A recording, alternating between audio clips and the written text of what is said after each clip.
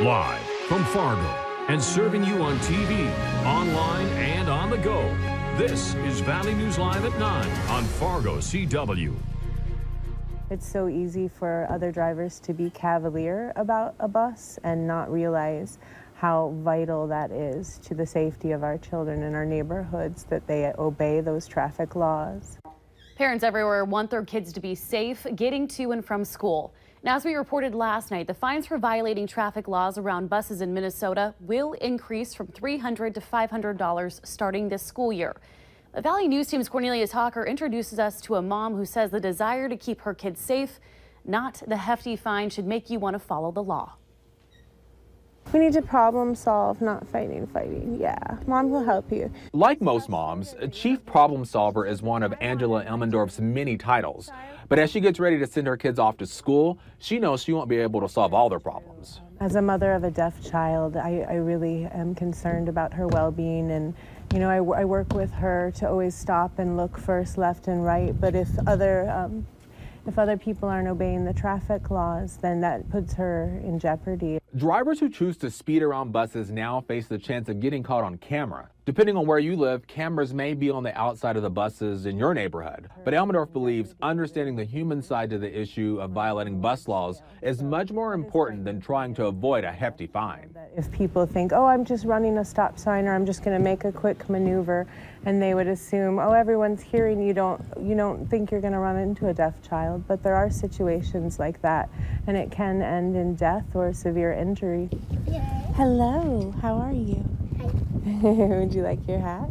As the school year gets closer, Elmendorf says everyone should keep this in mind when you're out on the road with school buses.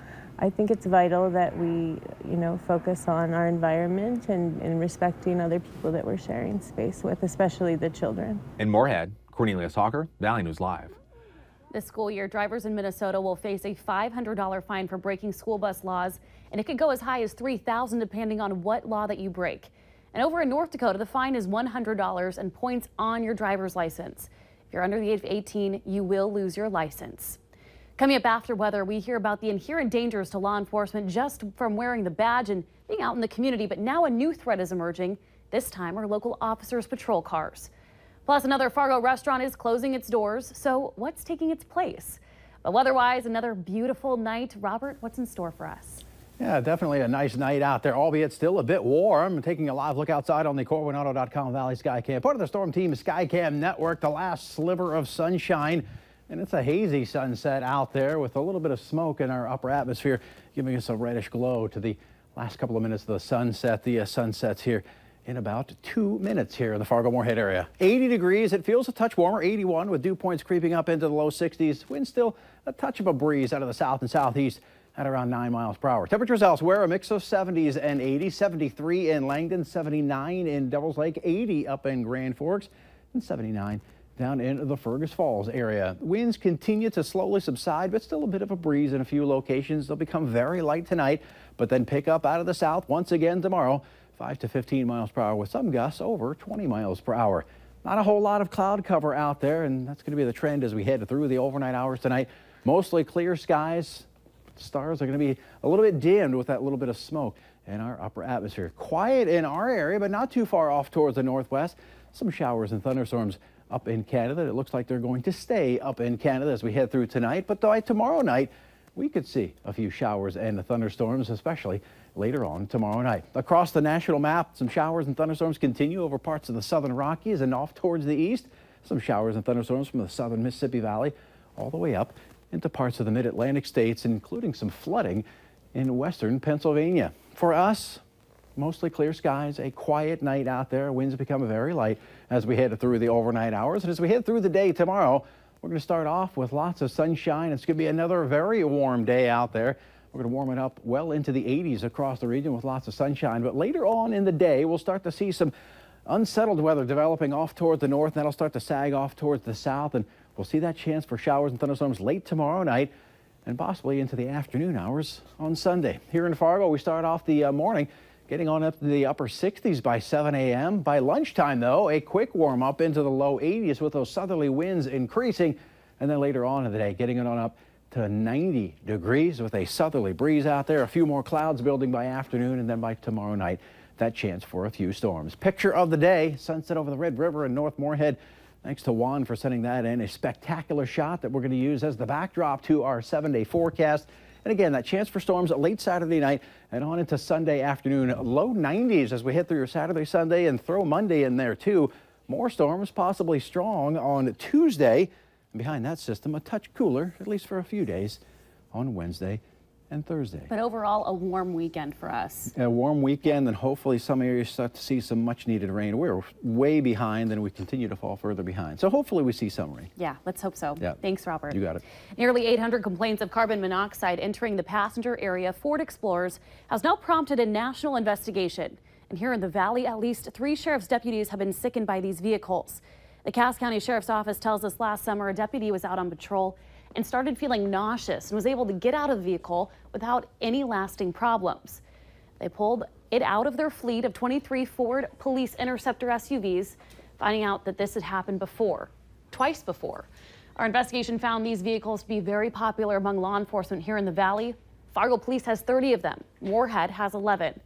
Rural departments use them too. The 4-wheel drive welcome among the rough terrain and harsh winters, but all of the risks associated with wearing the badge, it is hard to believe that it's their office that could be putting their own officers at risk. You want to think about is your welfare based off the fact when you're sitting in your office. We ask our guys to be in these cars at a minimum 40 hours a week. It is their livelihood, it is their office, it's their complete existence when it comes to their profession. Civilian models are also affected too. Federal agencies saying their investigation into potential exhaust manifold problems could impact more than 1.3 million Ford Explorers. And we're following a developing story tonight out of Minnesota. Authorities are still on the lookout for an inmate who escaped custody after a fight in jail. 22-year-old Keanu Major was last seen in the Lake George area.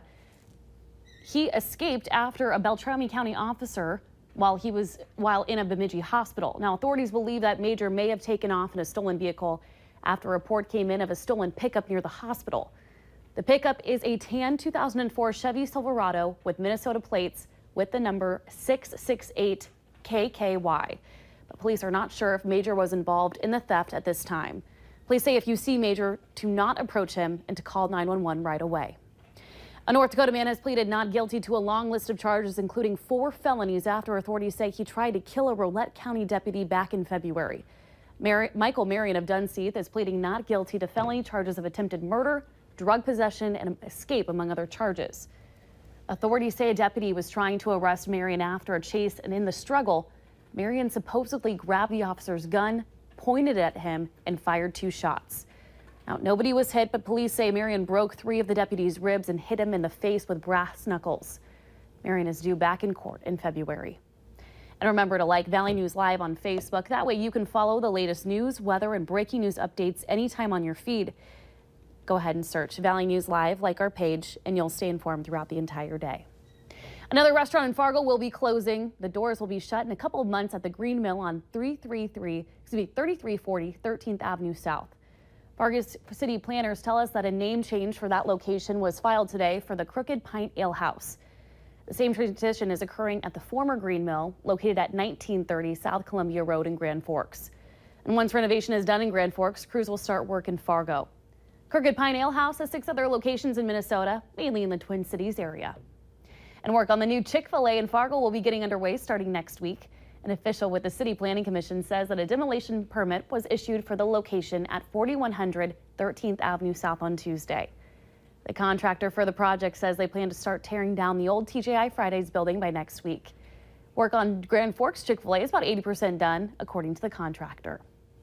A Minnesota family discovered 30,000 bees in the roof of their home. The family was in the process of remodeling the siding of their home when they found the infestation. The bees have produced about 10 pounds of honey in the roof of that home. The family knew bee populations are endangered, so they brought in a beekeeper to transfer the honeybees to a sanctuary. University of Minnesota Bee Lab experts say there are a couple of ways you can help the bee population. 1, you can plant flowering plants. Bees need flowers for nutrition. And 2, reduce pesticide use. Select healthy natural plants and keep them free from pesticides. Each day, over 3,100 people are waiting to get the call that could mean a life-saving heart transplant. But that call can take months and even years. And while a Fargo woman waits for her new heart, she is getting some help from family, friends, and a new high-tech device. Valley News Team's Molly Casey has her story.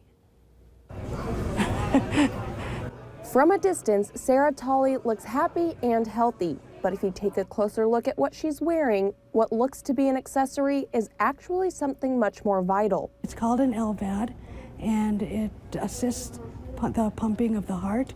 She wears it everywhere, even to bed. It all started in 2006 when she thought she had pneumonia.